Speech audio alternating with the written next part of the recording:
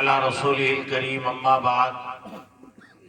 اعوذ باللہ من الشیطان الرجیم بسم اللہ الرحمن الرحیم وَلَقَدْ أَرْسَلْنَا إِلَيْكَ رُوحًا مِّنْ أَمْرِنَا مَا كُنْتَ تَدْرِي مَا الْكِتَابُ وَلَا الْإِيمَانُ وَلَكِنْ جَعَلْنَاهُ نُورًا نَهْدِي بِهِ مَن نَّشَاءُ مِنْ عِبَادِنَا إِنَّكَ لَتَهْدِي إِلَى صِرَاطٍ مُّسْتَقِيمٍ. قال النبي صلى الله عليه وسلم القرآن حبل الله الممدود من السماء إلى الأرض أو كما قال رسول الله صلى الله عليه وسلم. صدق الله العظيم وصدق رسوله النبي الكريم وعلى آله وأصحابه الطيبين الطاهرين. عزیزان گرامی، اس وقت آپ کی سماعتیں بوجھل ہو چکی ہیں اور آپ بہت ہی اپنی طبیعت پر بار کے ساتھ یہاں تشریف رکھتے ہیں. اس اجلاس کا بنیادی مقصد ان بچوں کی حوصلہ افزائی، ان میں مزید تعلیم و تعلم کا شوق اور آگے بڑھنے کا حرص اور جذبہ پیدا کرنا، اور پورے سال میں ادارے نے آپ کو کیا دیا ہے، ہم نے ادارے پر خرچ کیا وہ ہمیں معلوم ہے، لیکن ادارے نے پورے سال محنت کر کے ہمیں کیا دیا ہے اس کا برملا اسٹیج اور علماء کے حوالے اور سرپرستی کے ساتھ اللہ کے بندوں کے سامنے ادارے کی کارکردگی کا اظہار، تاکہ اس قربانی اور اس نفع کو دیکھ کر ادارے سے ہمیں مزید محبت پیدا ہو، مزید اس پر خرچ کرنے کا جذبہ پیدا ہو،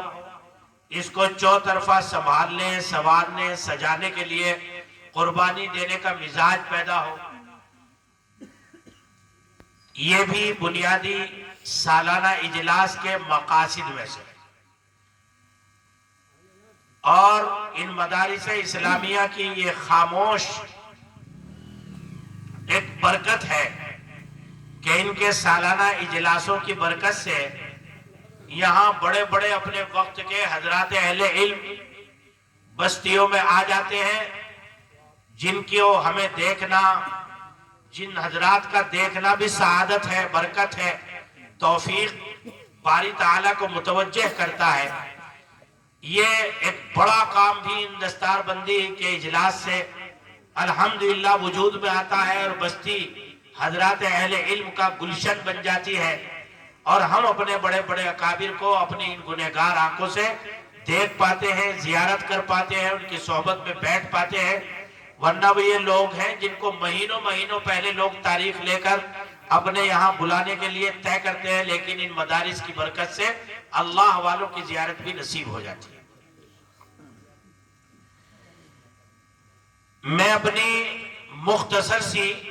تقریر کا آغاز اس مبارک دعا سے کرتا ہوں. کرسییں ہم لوگ جب خالی دیکھتے ہیں تو ہمارا انجن بجائے گرم ہونے کے سرد ہو جاتا ہے، اور 10-20 منٹ میں تو ویسے انجن گرم نہیں ہوتا، اور یہاں 10-20 منٹ سے زیادہ بات کہنے کی گنجائش معلوم نہیں ہوتی. اس لیے میں اپنے شعر سے، اس دعا سے اپنی بات کا آغاز کرتا ہوں. اللہ وہ دل دے جو تیرے عشق کا گھر ہو. کیوں بھائی ضرورت ہے کہ نہیں ہے اللہ کے عشق؟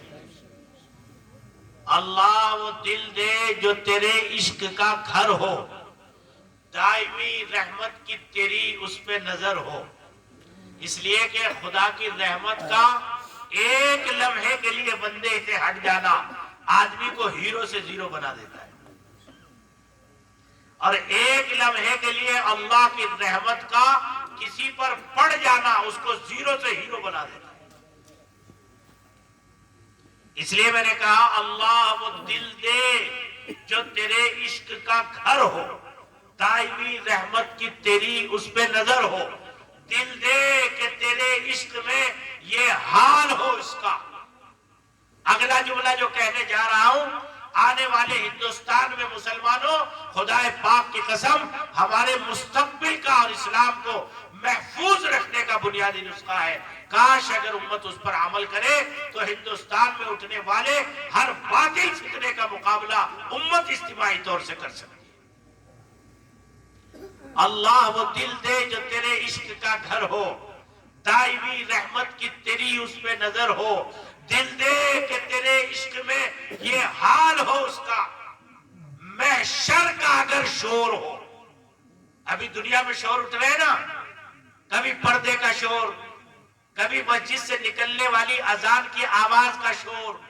کبھی مدارس سے دہشت گردوں کے پیدا ہونے کا شور، کبھی مدارس کو دہشت گردی بتانے کا شور، کبھی مسلم پرسنل لا بورڈ کے اوپر اعتراضات کا شور، کبھی یکساں سول کوڈ کا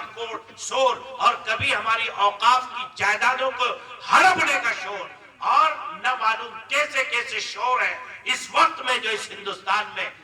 اٹھائے جا رہے ہیں۔ میں نے ایک جملے میں آپ کو جواب دینے کی کوشش کی ہے، محشر کا اگر شور ہو، محشر سے بڑا شور تو نہیں ہو سکتا،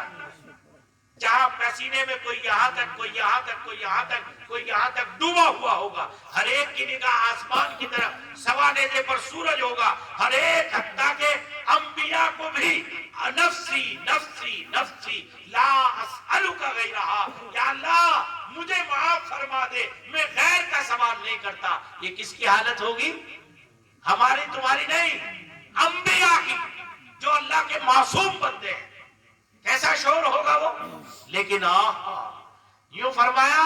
اگر ایمان کامل اور اخلاص کامل والا مومن ہے تو خدا پاک کی قسم وہ قیامت کے اس شور سے بھی نہیں گھبرائے گا، وہ عرش الہی کے سائے میں اللہ کی نعمتوں سے لطف اندوز ہو رہا ہو۔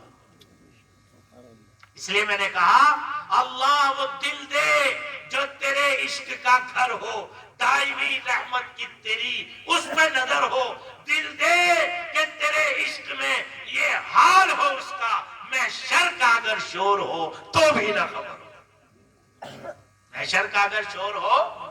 تو بھی نہ خبر ہو۔ یہ کیا شور ہے چھوٹے چھوٹے، ان شوروں کا مقابلہ کر کے ہمیں اپنے ایمان و توحید کا، زندہ دلی کا اور غیرت کا ثبوت دے کر، اور یہ طے کر کے یا اللہ فرائض، اوقاف، واجبات، اعلانات اور اذانات تو بہت